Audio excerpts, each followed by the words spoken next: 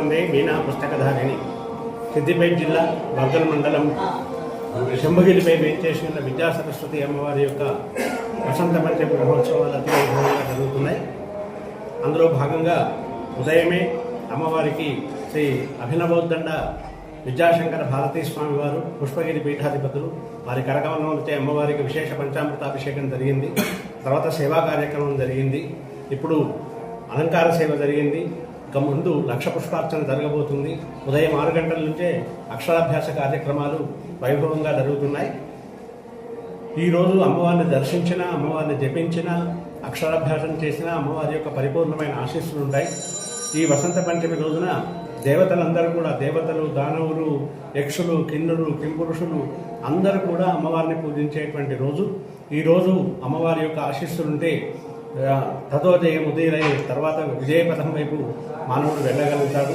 అందులో ఈరోజు అక్షరాభ్యాస కార్యక్రమం చేసి ఆ చిన్నారులకు ఎంతో యశస్సు, విద్య వస్తుందనే ఒక నమ్మకం ప్రజల్లో ఉంది. అలాగే అమ్మవారి ఆశీస్సులు కూడా పరిపూర్ణంగా ఉంటాయి.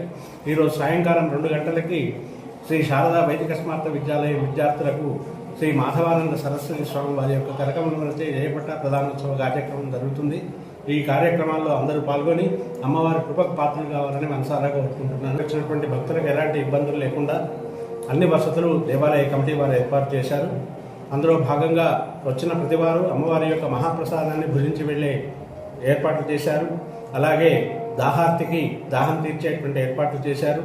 ఎక్కడ కూడా ఇబ్బంది కాకుండా అందరూ అప్రమత్తంతో వచ్చిన భక్తులను అమ్మవారి రూపాలుగా స్మరించి వారు సేవ చేస్తున్నారు. అందరూ కూడా అమ్మవారిని దర్శించుకొని కృతార్థులు కావాలని మనసారా కోరుకుంటున్నారు. చరిత్ర సృష్టించినోడు